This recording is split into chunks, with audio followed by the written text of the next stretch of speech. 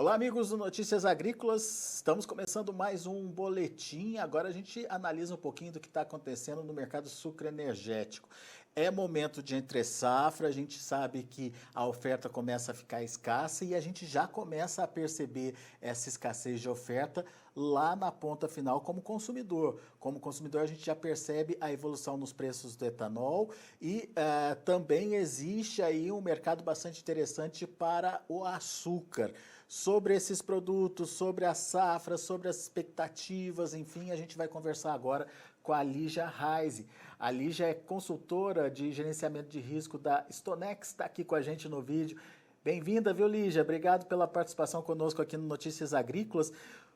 Vamos começar esse nosso bate-papo para até contextualizar o que está acontecendo em relação a preços de etanol e de açúcar, entendendo em que momento da safra a gente está e como é que está essa relação entre oferta e demanda nesse momento. Lígia, seja bem-vinda.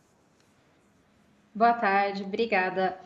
Bem, a gente está num momento, como você bem colocou, de entre safra, onde a oferta ela fica menor, né?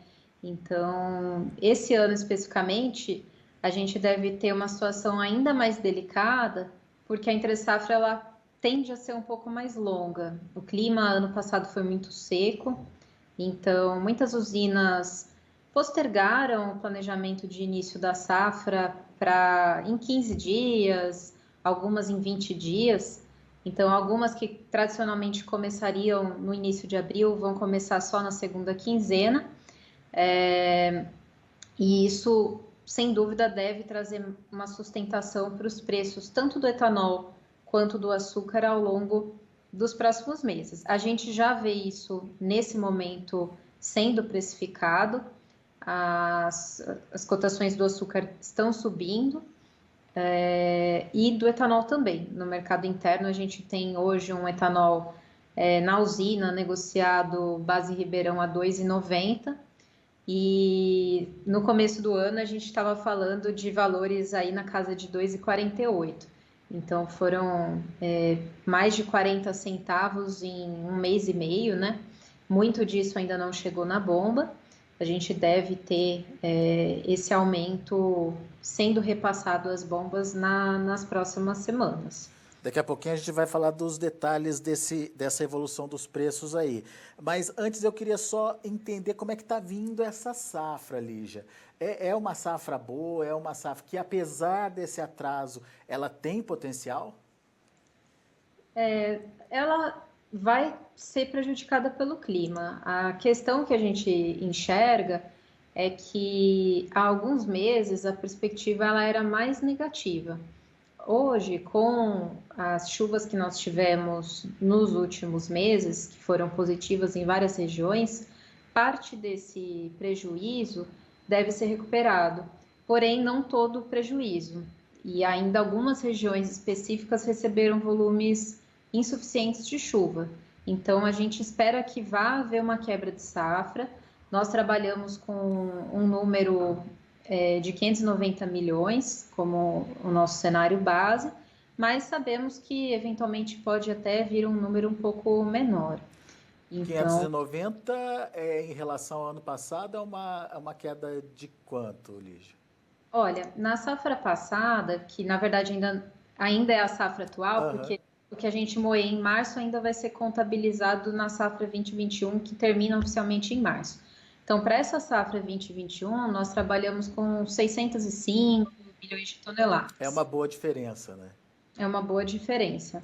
A gente está falando de uma quebra bastante significativa e também o ATR, que é o conteúdo de açúcar da cana, ele também deve ter uma queda expressiva. A gente deve terminar a safra 2021 com um ATR próximo de 145 quilos por tonelada de cana. Já na safra 21-22, a gente estima um ATR até um pouco abaixo de 140 quilos por tonelada. Então, o ATR total, ou seja, a oferta total de matéria-prima, na nossa visão, deve cair algo em torno de 6%, o que também contribui para essa sustentação de preços que nós estamos vendo. Muito bem. São quase 15 milhões de toneladas a menos, quase 5 quilos de ATR por. Como é que é? 5 quilos por tonelada, é isso? Isso. Quase 5 quilos de ATR por tonelada, ou seja, vem aí uma safra mais enxuta. Mas já dá para definir um perfil da próxima safra, Lígia? Em termos de mix, a gente acredita que o mix deve repetir um padrão bem açucareiro, assim como a safra 2021, que tivemos um mix próximo de 46%, essa safra que entra deve ter um padrão semelhante, porque o preço do açúcar está mais remunerador do que o preço do etanol, e nós acreditamos que assim deva permanecer por um bom período da safra, sem falar que muitos produtores já se anteciparam e travaram preços futuros para a safra toda. O percentual de fixação do setor está bastante avançado, né? Então, isso deixa um espaço menor para a migração para o etanol, caso essa paridade mude, por exemplo, no segundo semestre. A gente até imagina que isso possa acontecer mais para o final da safra, mas que não vá reduzir muito esse mix total do açúcar, olhando para o ano safra. Essa antecipação das vendas, ela é comum ou foi mais agressiva nesse último ano? Não, foi mais agressiva. Os produtores, eles sempre se antecipam, né? Eles vendem bastante da safra que nem começou ainda, mas esse ano especificamente, a gente estima que quase 70% da safra que vai começar já esteja precificada. E ano passado, né, para a gente ter uma base de comparação, esse percentual estava próximo de 40%. Então, realmente é um padrão que fugiu um pouco do padrão, justamente em função dos preços muito altos que a gente vê hoje. Você falou aí que hoje, no cenário de hoje, açúcar está mais competitivo que etanol, que a gente não sabe o que pode acontecer no segundo semestre. O que poderia mudar esses fatores? O que poderia mudar, na minha visão, são duas coisas, né?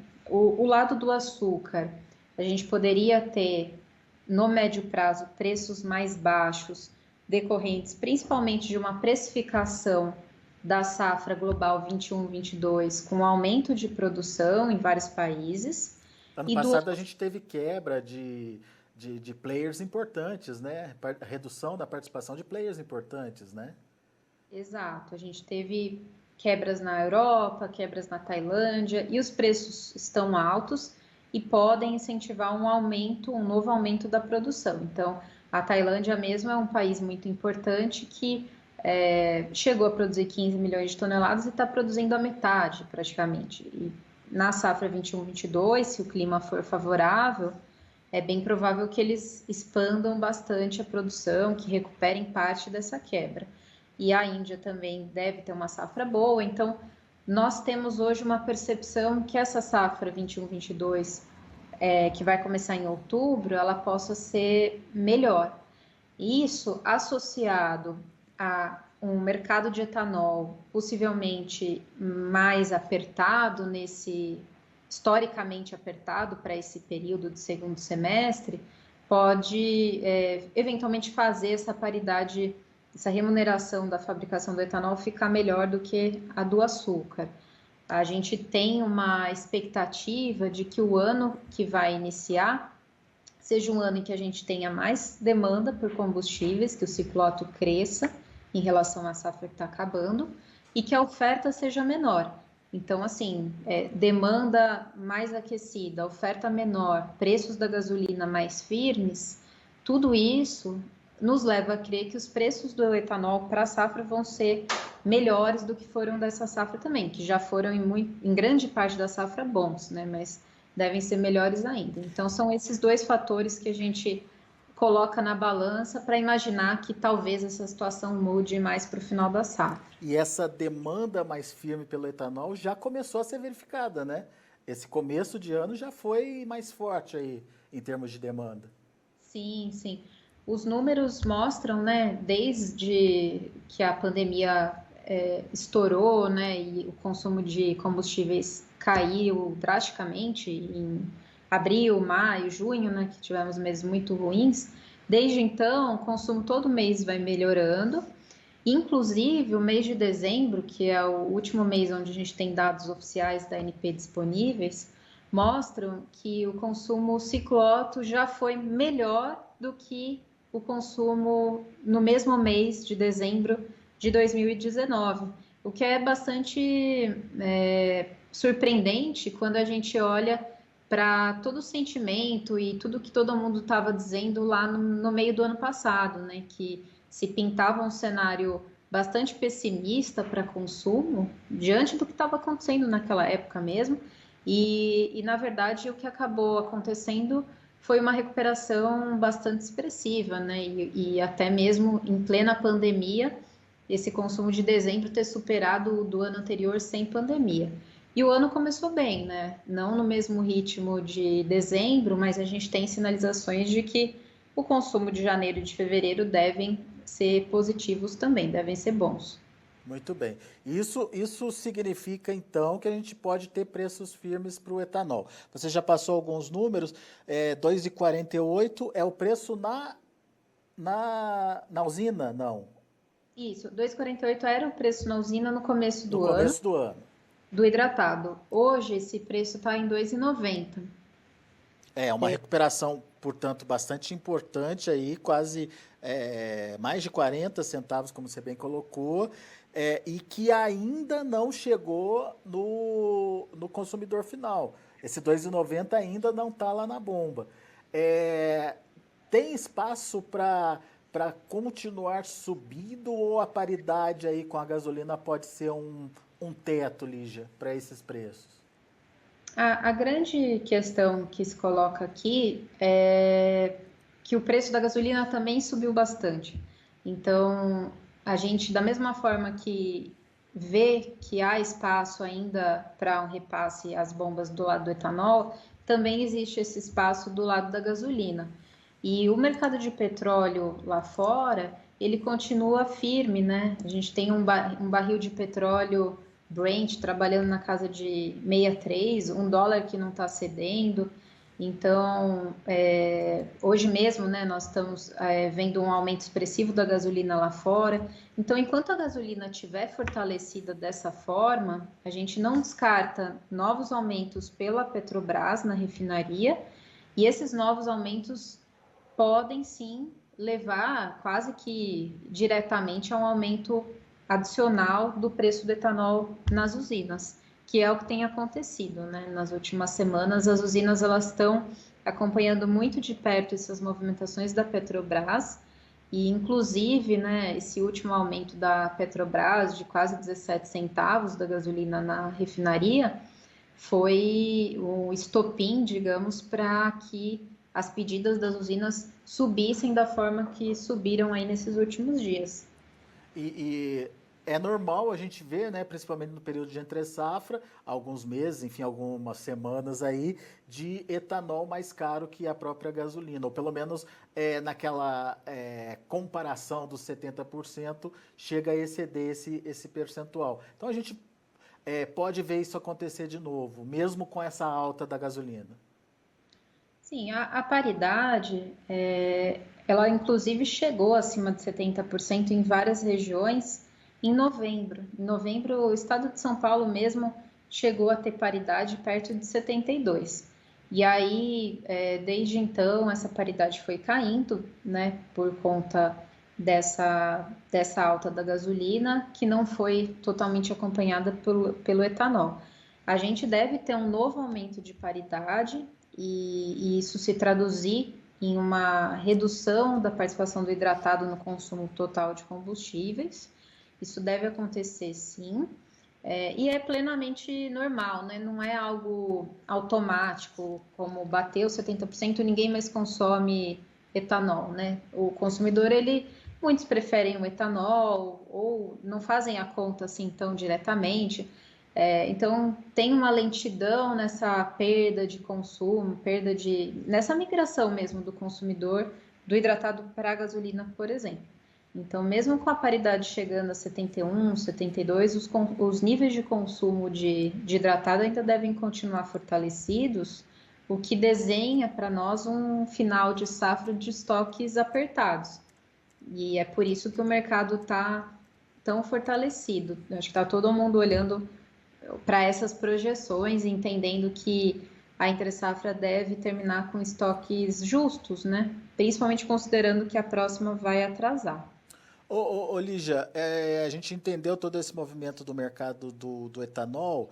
Eu só queria reforçar com você, obviamente, se você tiver fácil aí, os preços do açúcar nesse momento. Como é que estão os preços e a tendência também é de alta, pelo menos em função desse atraso da entrada da safra brasileira no mercado? Isso pode implicar em uma tendência positiva para o açúcar também no mercado interno e internacional?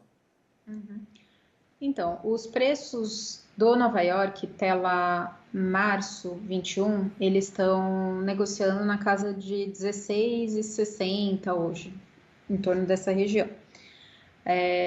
Eles já subiram muito, né? Quando a gente olha também uma contextualização do que aconteceu nos últimos meses, a gente está falando de um preço que começou o ano na casa dos 15, né?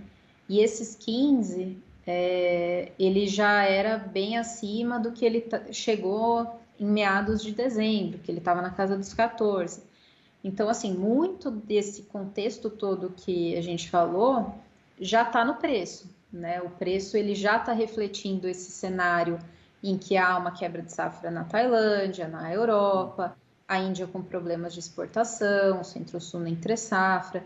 Então, assim, a gente imagina que o preço em tendência ainda continue na sua tendência de alta, mas cada vez ele vai ter mais dificuldade para subir, simplesmente porque ele já subiu muito, e aí esse nível começa a atrair produção, e aí o mercado começa a precificar que as coisas vão melhorar.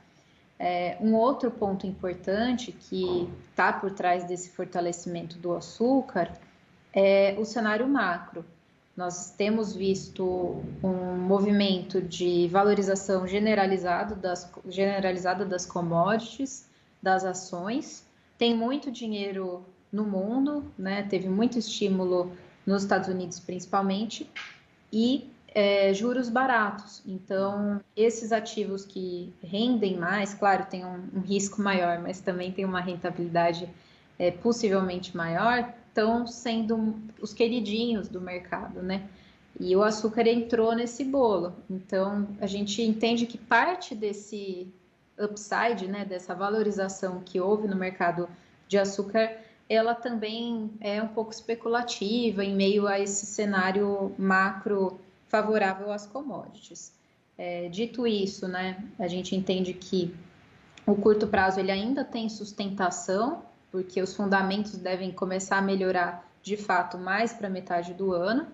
Porém, a gente não descarta em algum momento que haja uma realização, né? Porque tem muito fundo especulativo, o mercado subiu bastante, então poderia haver uma correção de preços em algum momento no curto prazo. Ele está mais limitado para um movimento de alta aí, então. Ele está mais limitado porque ele já subiu bastante, né? A gente entende que a tendência ainda não foi revertida, a gente não vê motivos para uma reversão e para o mercado trabalhar mais baixista daqui para frente, pelo menos no curto prazo. Então, o curto prazo seria ainda um mercado sustentado, com correções pontuais em função de toda essa movimentação dos especuladores e do quanto esses preços já se valorizaram, né? Lígia, de uma forma geral, só para a gente concluir, a gente teve preços maiores, tanto para o açúcar quanto para o etanol, né? Principalmente uma correção que você bem colocou aqui, que foi acontecendo gradativamente à medida que a pandemia foi tendo menos impacto aí na saída das pessoas de casa. Mas dá para dizer que o setor, de uma forma geral, o setor ganhou e o setor está se reestruturando, enfim, daquele período que a gente viu lá atrás de muita pressão de preços negativos, enfim, dá para falar que tem uma retomada acontecendo no setor? Sim, com certeza. A gente deve ter uma safra, resultados de safra muito bons nessa safra que está terminando agora. Os balanços das usinas vão mostrar isso, porque os preços de venda, os preços médios de venda, tanto do açúcar quanto do etanol, melhoraram e a produtividade foi muito boa. Então, a usina ela vai ter mais receita tanto pelo lado do volume que ela vendeu, como pelo lado dos preços. E a gente entende também que a safra 21-22 deve ser um ano brilhante novamente, porque os preços estão muito altos, tem muita usina que já está se protegendo e já garantiu uma margem elevada para a produção da safra que vai começar. E o mercado de etanol tem dado algumas oportunidades de proteção na bolsa também, na B3, com margens boas. E mesmo aquele volume que não foi protegido, olhando a nossa expectativa de preço para a safra é muito boa. Então, se tudo correr bem, né, se a gente não tiver nenhuma surpresa aí fora do que a gente está imaginando, a gente deve ter mais um ano excelente para as usinas respirarem, pagarem dívida, organizarem a casa e se prepararem para crescer, né? Porque o setor ele está, em termos de capacidade produtiva, de margem, ele está estagnado há muito tempo, de uma forma geral, né? Muito bom. Lígia Reis, muito obrigado, viu, pela sua participação, pela disponibilidade de ajudar a gente a entender um pouquinho mais aí esse setor. E a gente vai conversando, vai trocando figurinhas aí para atualizar as informações à medida que elas forem surgindo aí. Muito obrigado por enquanto. Perfeito, eu que agradeço. Muito obrigada. Até a próxima. Até mais. Tá aí, Lígia Reis da Stonex, dando uma geral aí pra gente do mercado sucroenergético, um mercado que foi bastante interessante ao longo aí de 2020 e tende a ser interessante também em 2021, tanto pelo aspecto de preços quanto pelo aspecto de demanda mesmo, né? A demanda surgindo, enfim, a gente tem aí a oportunidade de bons negócios, portanto, ao longo dessa próxima safra também. A gente vai ficando por aqui, agradeço muito a sua atenção e audiência, daqui a pouquinho tem outras informações e mais destaques, continue com a gente.